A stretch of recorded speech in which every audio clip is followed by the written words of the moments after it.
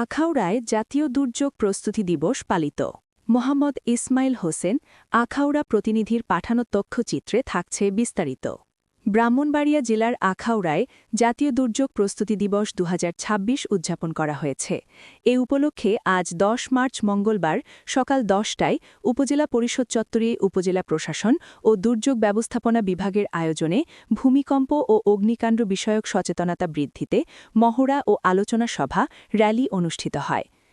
আখাউড়া উপজেলা প্রকল্প বাস্তবায়ন কর্মকর্তা পিআইও মোহাম্মদ শাহিনুজ্জামানের সভাপতিত্বে সভায় প্রধান অতিথি ছিলেন উপজেলা নির্বাহী অফিসার ইউএনও তাপসী রাবেয়া। এ সময় আরও উপস্থিত ছিলেন বীর মুক্তিযোদ্ধা বাহার মালদার, উপজেলা কৃষি কর্মকর্তা মোহাম্মদ মাসুদ রানা, উপজেলা মৎস্য সম্প্রসারণ কর্মকর্তা রেজাউল করিম, কৃষি সম্প্রসারণ কর্মকর্তা তামান্না ইসলাম, উপজেলা এলজিইডি প্রকৌশলী মোহাম্মদ আমিনুল ইসলাম, পিআইও অফিসের কাম সহকারী গোলাম মহিউদ্দিন, অফিস সহায়ক নূরে আলম সিদ্দিকী প্রমুখ।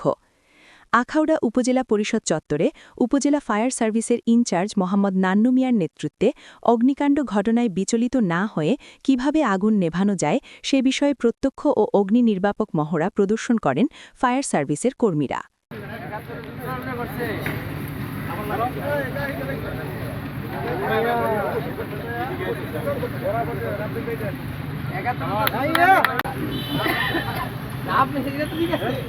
এগুলো ছিল তো তাকে বাসায়